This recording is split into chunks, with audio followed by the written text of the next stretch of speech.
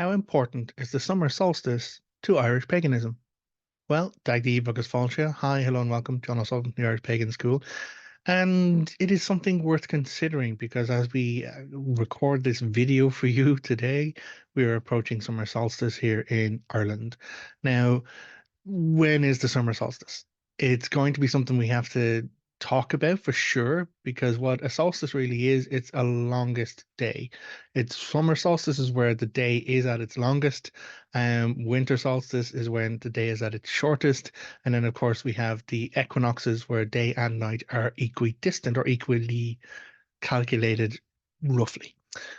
So when the summer solstice lands, we have to thank all of those people who altered and shifted our current calendar, because the year, as we calculated, is not 365 days long.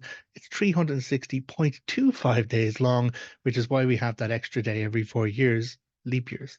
So this calculation means that the solstice, the astronomical event where the length of the summer day is the longest, falls at the moment most commonly between the 20th and the 22nd of June. So that's when in Ireland, in the Northern Hemisphere, you can expect to find the longest day.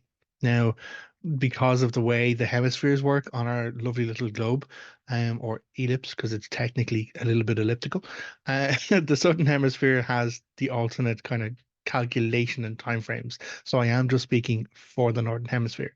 So can we say for sure that there has been an ancient practice of sun worship or solar recognition in Ireland? Well, oddly enough, yes, we can.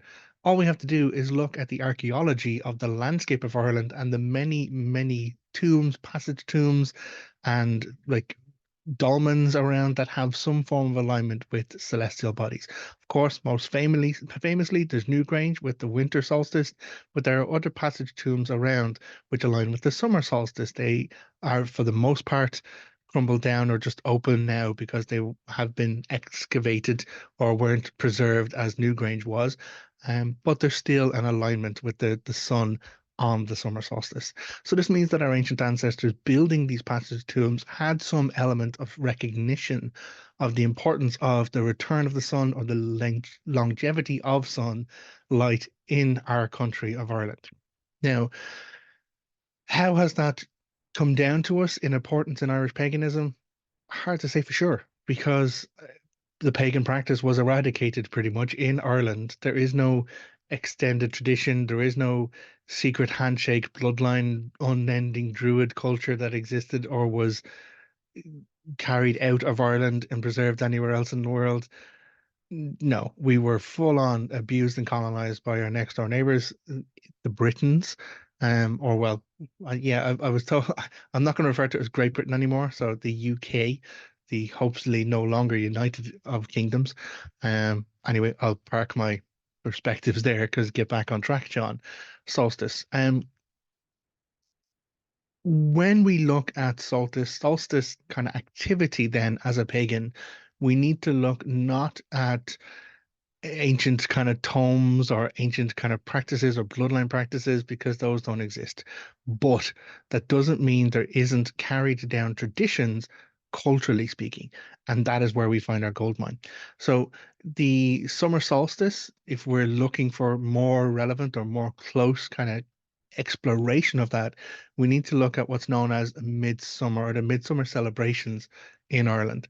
Um, of course, thanks Catholicism, it's also linked with St. John. So it's St. John's Day or St. John's Eve because, of course, how do you deal with pagans in a particular place? Throw a saint on it, or throw a Mary on it, or slap a bit of Jesus on it, and then call it Christian. Uh, but what we can find, if we go to one of the most amazing resources that we have, duchas.ie, that is duchas.ie, and type in Midsummer. You can do a search for that, or St. John's Festival. You can do a search for that, and it will come up with a whole wealth of practices, a whole wealth of traditional cultural practices that are still in places of this Ireland practiced today. Things you will find most commonly referred to is communal fires. It said that people would gather from themselves wood, dry sticks, and like turf collaboratively from the neighborhood. They would have their own fires, but there would also be a collaborative fire known as a bonfire now. But the origins of bonfire was that some part of that fire would have an offering made into it of bones, and the bones would be burned. The ashes of the fires would then be taken and brought around the fields, or kids would be sent out with the embers or ashes on a stick to run around the fields where they're growing crop in order to ensure good harvests, or that the luck would be on the field. And of course, even when you talk about the luck would be on it, or the harvest would be good, or to ensure about a good harvest, it's sympathetic magic. As I have learned from my partner Laura, who did a really, really great resource, which I will link in the description below for this video. So, honoring the solstice, there are a number of different practices to do. It is about shifts in energy. It is about solar alignment, acknowledging the ancestral elements of that and the recognition of the ancestral elements of that, but then also not discounting the cultural practices just because it's done now and isn't something that was claimed from a dusty book doesn't mean it doesn't have its roots in older practices. And if you were to look into trying to celebrate something on a solstice yourself, you do need to look at those traditions and practices because it's not just make it up and do it yourself. If you can tap into those traditions and practices, then you are engaging with ancestral energy that has been built over generations doing the same thing at the same time. And if you're in any way a believer in magic practices or energy practices or even sympathetic associations, doing the same thing that generations have done at the same time can and does have an impact and have an effect on how you approach your spirituality and your engagements. So, creating a bonfire, but it's not just I'm going to burn some shit. It's intentionally gathering pieces from your community that you can burn, engage with the neighbors, engage with like your community if you have one locally, and offer to bring pieces together to burn. Shedding off of stuff that doesn't serve, but also then coming with an intention of protection, an intention of energizing your work. And if you can, of course, put bones in it, which is why it's called a bonfire or a bonfire. So there's a lot of resources. I'm not going to kind of relive the entire kind of content for you because someone did it better than me. And that someone is Laura, and the resource is connected down below.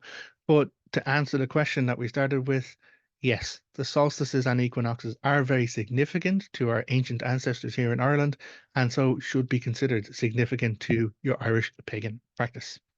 So definitely click the links below to the blog, catch up more information. Laura has detailed it right the way out for exactly the kind of things you should be looking to do, exactly the kind of energy you want to be bringing.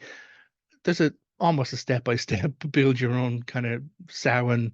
Oh, sorry, build your own um summer solstice practice right there in this content. If you'd like to know more about it, more about all of our stuff at the Irish Pagan School, go to irishpagan.school/free. And again, thank you very much for being here. Look after yourself. And until next time, take care. Slán. Goodbye.